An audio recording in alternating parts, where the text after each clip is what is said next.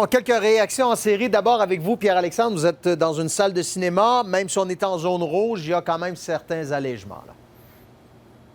Oui, peut-être une parcelle de zone orange, Bruno. On vous parle en direct, justement, du cinéma Le Clap dans Sainte-Foy ce soir parce que, à partir du 26 février, le vendredi, les cinémas qui vont pouvoir ouvrir avec des règles qu'on connaît bien, cela étant dit, le port du masque qui sera obligatoire, également un nombre maximum de personnes dans chaque salle.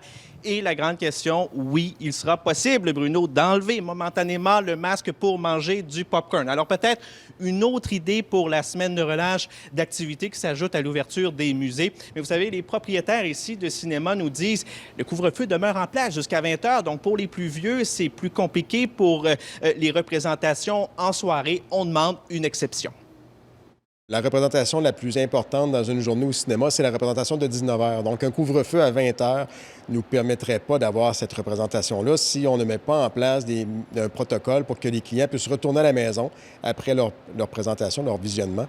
Donc, de pouvoir présenter leur billet comme une passe pour pouvoir retourner à la maison pendant la période de couvre-feu. Alors, pour nous, c'est très important que ça, ce soit bien entendu.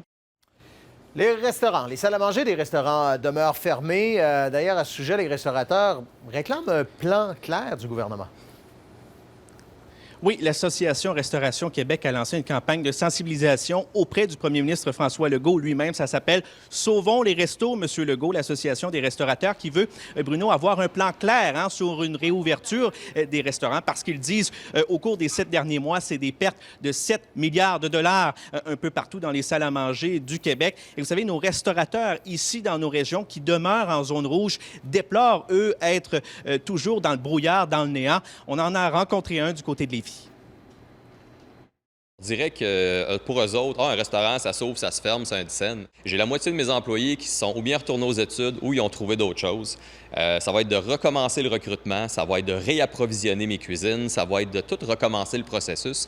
On a jeté un nombre gigantesque de litres de bière, justement, qu'on a perdu à cause des mesures de confinement. Voilà, Bruno. Alors, surprise quand même, ce n'était pas prévu nécessairement du côté des cinémas et déception qui se poursuit du côté des restaurateurs. Merci, Pierre-Alexandre.